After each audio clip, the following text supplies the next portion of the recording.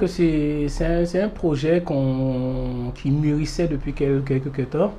Donc, et puis après, avec José, Wizy, on a pris la décision de faire venir un pilote pour faire rouler la voiture. Et puis après, ben, le choix s'est porté sur Thomas Badel.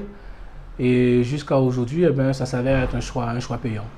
Même si on n'a pas encore de résultats sportifs, mais le rapport humain, qui à mon avis est le plus important, les échanges se font de manière très correcte.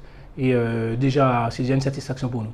Ah, mais cette voiture, moi, je n'étais jamais monté là-dedans. J'avoue, c'est une auto que je n'étais même pas assis dedans. Et pourtant, je la vois tous les jours. Et hier, je suis monté dedans pour la première fois, bien entendu, côté copilote. Et j'avoue que c'est une machine de guerre.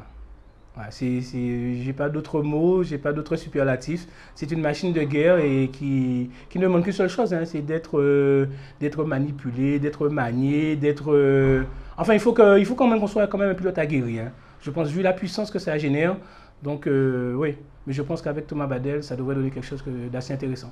Oui, une mission que je suis en train de mettre en place et c'est un rêve, quoi. C'est un rêve puisque ça fait un moment, comme je disais, jamais j'ai pu réaliser ce que j'avais envie de faire. Le rêve, pour moi, il est là maintenant. Donc maintenant, on va voir ce rêve se réaliser en toute honnêteté, en toute confiance. Et l'idée, c'est quoi? C'est vivre ma passion. C'est la passion que je veux vivre. C'est simplement, hein, c'est rien de plus. Hein. J'ai jamais vu cette voiture rouler. Et j'ai envie de la voir rouler. Ça fait trop longtemps qu'elle est là, qu'elle n'a jamais roulé pour puisse montrer le potentiel de ce véhicule. Donc voilà, l'idée c'est ça. Aujourd'hui, je dis que sincèrement, quand on veut faire bien, il faut carrément passer par un professionnel.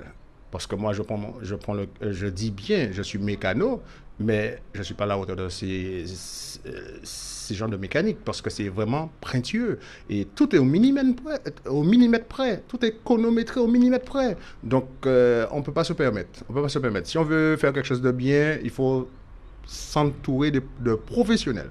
Et après, le résultat, tout à fait, est là.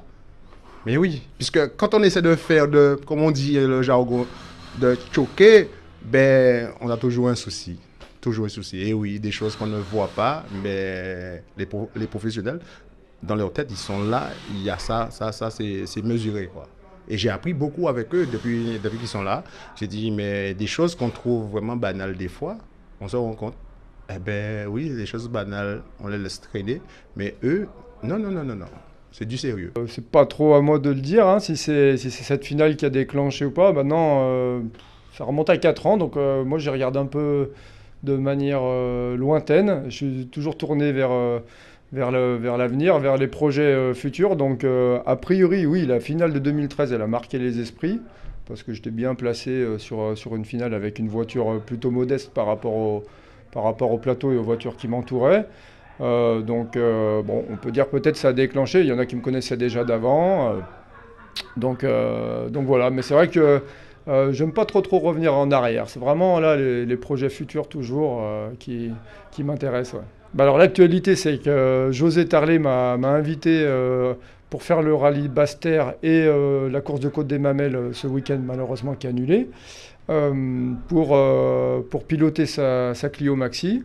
Et voilà, pour faire un peu de la mise au point sur la voiture. Et puis, il avait envie de faire venir quelqu'un de métropole pour se confronter aux pilotes d'ici. Donc, moi, il n'y a aucun défi qui m'impressionne ou qui me pose problème. Au contraire, je suis toujours partant pour ce genre d'aventure. Et puis, je pense qu'il y en a peu qui auraient refusé la proposition qu'il m'a faite. Donc voilà, je suis pressé de pouvoir attaquer en spécial pour voir comment je me place par rapport aux pilotes d'ici. Hein. Je sais qu'ils sont tous chauds bouillants. Là, j'ai vu les vidéos, tout ça, ça roule fort. Ils connaissent très bien les épreuves. Donc moi, j'y vais avec beaucoup d'humilité par rapport à eux. Je ne vais pas du tout dans l'idée de casser la baraque, tout ça. Je vais préparer mes épreuves au mieux.